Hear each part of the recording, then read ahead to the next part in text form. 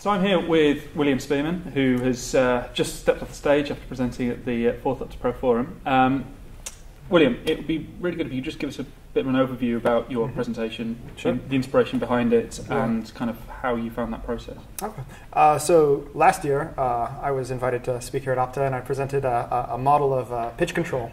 And one of the questions was, how could you use this to kind of predict how passes would result, basically? And so that got me thinking. I believe that was Adrian Tarascon from PSG. And so I started working on kind of a ball control model where you basically compute the likelihood that any given player controls the ball regardless of what the ball is doing, and then kind of took that in the direction of passing. So simulating the passing and then finding out how it ends.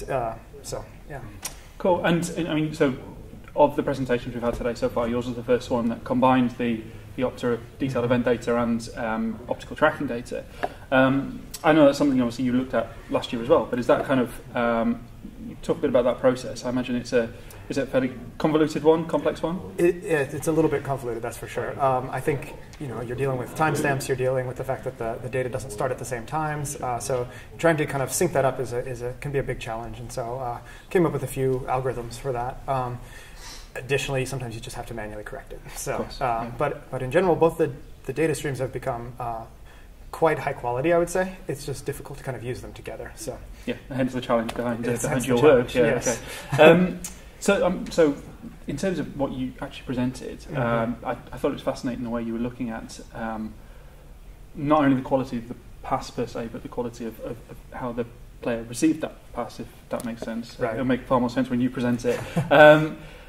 Can you talk a little bit about how you see the kind of applications of this being used in the future? I mean, obviously it's relatively early stages. It's new research you've done. Where do you think the next steps are?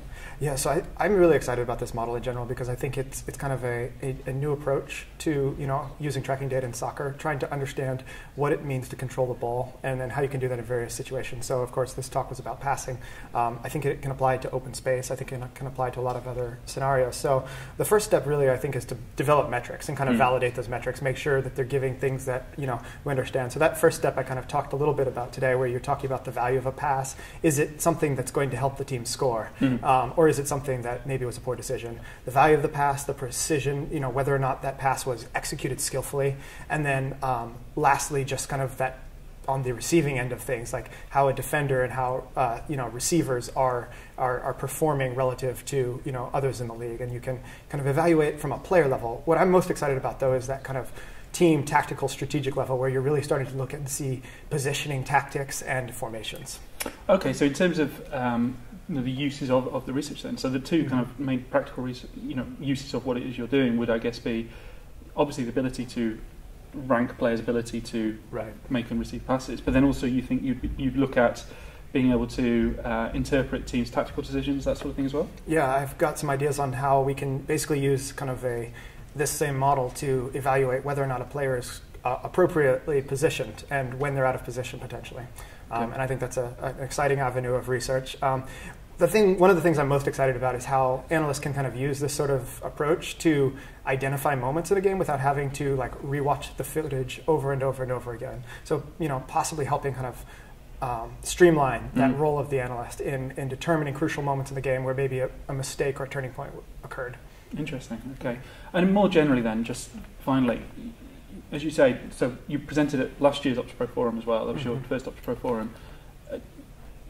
In terms of kind of the general state of soccer analytics, football analytics, where do you think we are at the moment? Do you think we're, is this very early stages? It probably is, but then how much further do you think we have to go?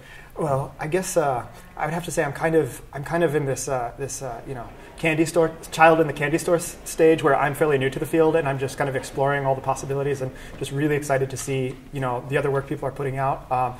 So it's difficult for me to say kind of from a 50,000 foot perspective where the stage is. It seems like things are going in a really exciting direction. Like companies like Opta are putting out ever increasingly complex and detailed kind of, I guess, data for us to work with. So it seems like the sky's the limit. I think tracking data for me is kind of, all my presentations have been involving tracking data. Tracking is something that I'm really excited about because I think you can start getting all sorts of context and information that might never be available from a raw event data.